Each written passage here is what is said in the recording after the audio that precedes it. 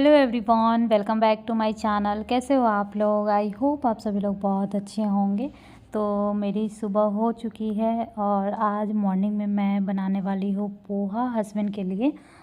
Lunch box में भी मैं यही देने वाली हूँ और थोड़ा सा मैं खिला देती हूँ, वैसे वो खाना नहीं चाहते रहते हैं।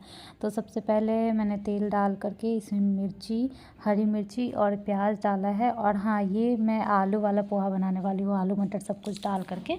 तो जैसे ही प्याज भुन गया है, थोड़ा सा भुना है, उसी में मैं मटर डाल दी क्योंकि मटर को भी भूनना है मुझे। तो अगर ज़्यादा प्याज भुन जाएगा उसके बाद मटर डालूँगी तो प्याज जलने लगता है। और इधर मैं थोड़ा सा बाबू का वीडियो ले रही थी, थोड़ा सा उसका फ़ोटो ले रही थी क्योंकि ये एकदम बुड्ढा की तरफ बैठा हुआ था। जैसे हम लोग ना बैठते हैं जब भी तो एक कंबल ले लेते हैं, तो इसको भी पता नहीं, वैसे तो सोता है तो बिल्कुल कंबल नहीं ओढ़ता है, पूरी रात बिना कंबल के ही सोता है।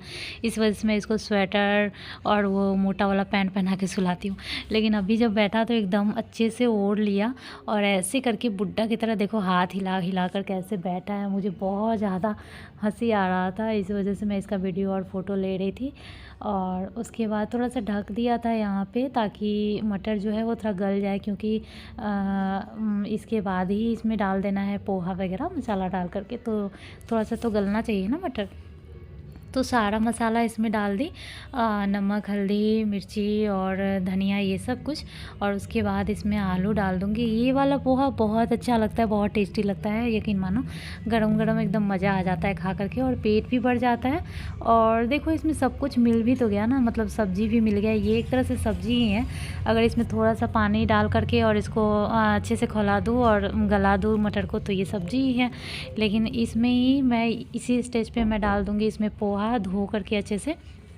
बहुत ज़्यादा गलाना नहीं है, बस धोना है, उतना ही में अच्छे से गल जाता है ये, मतलब जितना चाहिए हमें उतना। तो ये देखिए पोहा है जिसको मैं थोड़ा सा पानी में धो रही हूँ और एकदम साफ़ है ये वाला। नहीं तो कई बार ऐसा होता है कि कुछ कुछ होता है जिसको निकालने में ही पोहा गल जाता है, बट ऐसा ये नहीं है, एकदम साफ़ है। तो बस एक या दो बार मैं धोई थी इसको। और ये देखिए तब तक मैं ढक दी थी ताकि वही मटर गले। और इसके बाद अच्छे से सारे मसाले वगैरह सब कुछ भुन चुका है, उसमें मैं डाल दी पोहा और इसको अच्छे से मिक्स कर दूंगी एकदम। और उसके बाद थोड़ा देर तक भूनना है ताकि जो है वो स्वाद सारा पोहा में भी चला जाए मिक्स हो करके।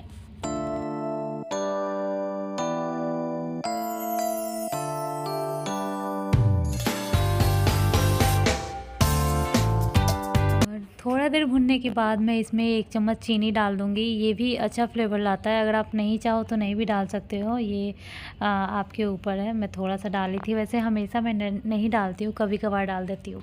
और चीनी डालने के बाद फिर से अच्छे से थोड़ा सा मिक्स करके और उसके बाद इसमें डाल दी धनिया पत्ती। और धनिया पत्ती डालने के बाद फिर से अच्छे से मिक्स करके उसके बाद थोड़ा देर के लिए छोड़ दो या फिर उसी टाइम सर्व करो।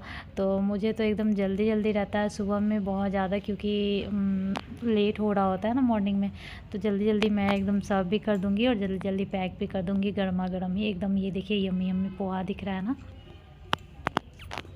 तो ये देखिए मैं निकाल दे रही हूँ हस्बैंड के लिए।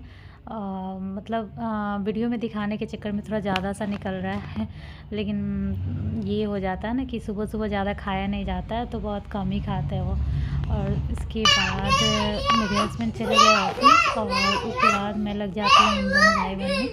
तो ये दोनों भी खेल रहे हैं, इसका जो ओरिजिनल वॉइस है वो भी आप सुनिएगा। बहुत ही मस्ती में ये दोनों एक दूसरे के साथ रहते हैं।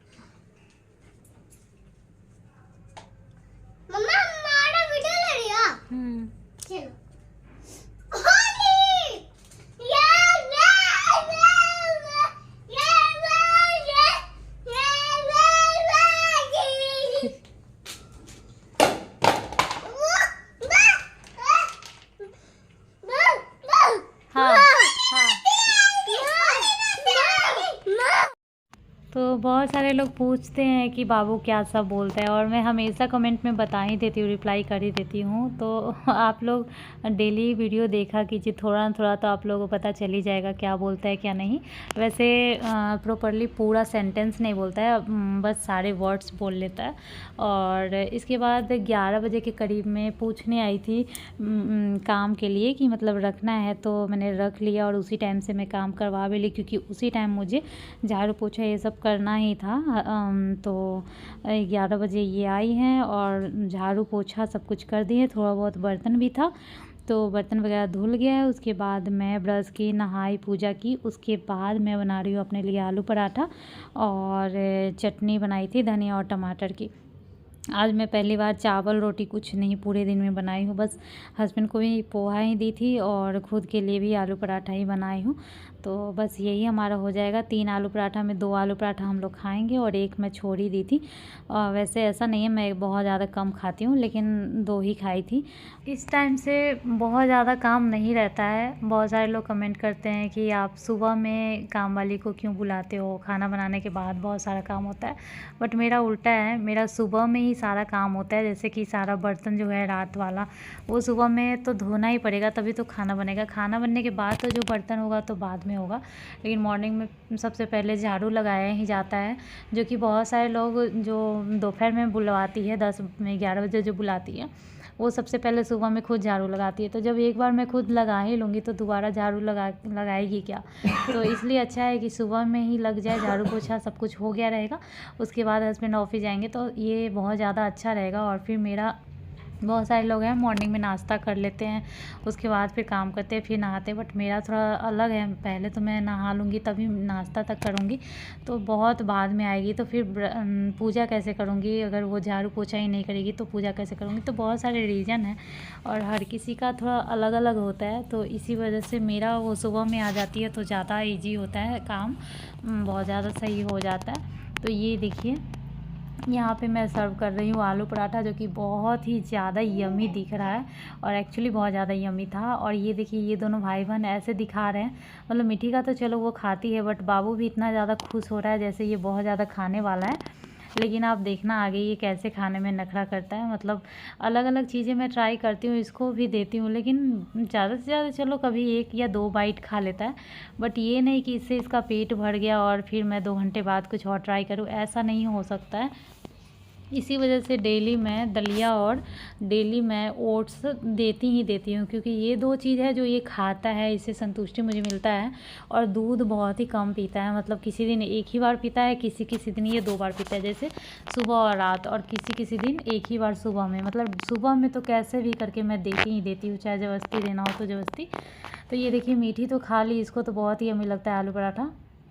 अभी गर्म है इसलिए बहुत ही ज़्यादा छोटा बाइट दिया था, लेकिन बाबू खाने में एक तो बहुत ज़्यादा परेशान भी करता है, ऊपर से ये मुंह में डालने के बाद भी उगल देता है इसको, अगर अच्छा नहीं लगा या पता नहीं क्या मतलब होता है, ये उगल देता है, खाता नहीं है अच्छे से। चबाने वाला चीज़ तो ज़्यादा नहीं खाता ही नहीं है पहली बार। तो ये देखिए पहले इतना छोटा सा बाइट खाने के लिए पहले तो इतना मुझे घुमाया पूरे घर में, उसके बाद इतना नखरा के बाद ये मुँह में डाला और मुंह में डालने के तुरंत बाद ये उगल दिया। तो ये देखिए मुंह में ले लिया है और पता नहीं इसको अच्छा नहीं लगा क्या लगा, उधर से आके उगल दिया। तो मेरा झाड़ू पोछा शायद आधा घंटा भी नहीं रहता होगा और उसके बाद कुछ गिरा दिया, कुछ फेंक दिया, और इस तरह से दाग वाग लगते रहता है पूरा घर में। और एक से 1.5 घंटा के बीच में ही आपको देखने से लगेगा नहीं कि इस घर में झाड़ू भी लगा है, पूरा फैला देता है पूरा घर में। पहली बात तो जैसे ही वो जाती है वैसे ही पूरा खिलौना फैला देता है, तो बच्चा है तो चलो खिलौना रहता है, उसके बाद कुछ गिरा दिया, कुछ खा के फेंक दिया, ऐसे कर कर के दोनों भाई बहन ऐसे ही करते रहता है। और मैं फिर भी साफ़ करती रहती हूँ तब ऐसा रहता है।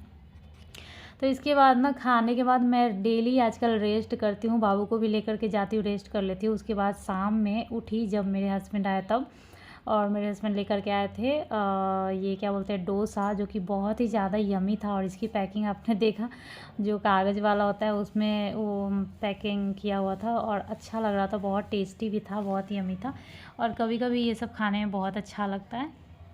उसके बाद यहाँ पे मैं बाबू की मालिश कर रही हूँ। डेली मालिश एक बार कर देती हूँ, चाहे वो कभी भी किसी किसी दिन मालिश नहीं कर पाती हूँ तो जैसे कि मम्मी लोग से बात हुआ तो याद दिला देते कि मालिश नहीं की तो कम से कम तेल लगा दो ऐसे ही खड़े में ऐसे ही। तो फिर किसी के दिन ऐसे ही लगा देती हूँ। अगर मैं बोलती हूँ कि लोशन लगा दी तो फिर पापा तो खास करके 1-2 दिन पहले ही बोले थे कि नहीं लोशन नहीं लगाना, तेल ही लगाना, तेल से गर्म होता है, ये होता है वो होता है। तो लोशन मैं इसलिए लगाती हूँ क्योंकि बाबू का स्किन जो है बहुत ड्राई है, पैच पैच जैसा हो गया है, तो लोशन से लेकिन इतना ज़्यादा ठीक नहीं होता है। लगाती हूँ पानी जैसे थोड़ा देर में ही सूख जाता है। दोबारा से जब मैं डायपर चेंज करने के लिए खोलती हूँ पैंट तो देखती हूँ इसके पैर में वैसा ही ड्राइनेस बना रहता है। तो ये सही बात है, जो तेल है खास करके जो सरसों का तेल है वो पूरा अच्छे से मतलब कि ये मॉइस्चराइज रखता है। सो यहाँ पे मैं अच्छे से मालिश कर दूंगी बाबू का और इसके बाद इसका यही नहाना हो जाता है। मतलब किसी किसी दिन ये नहाता है। यहाँ मीठी नहा चुकी है, देख सकते हो। और ये दोनों खुद से रिकॉर्ड किया था, मुझे पता नहीं था, जब मैं एडिट कर रही हूँ तब मुझे मिला।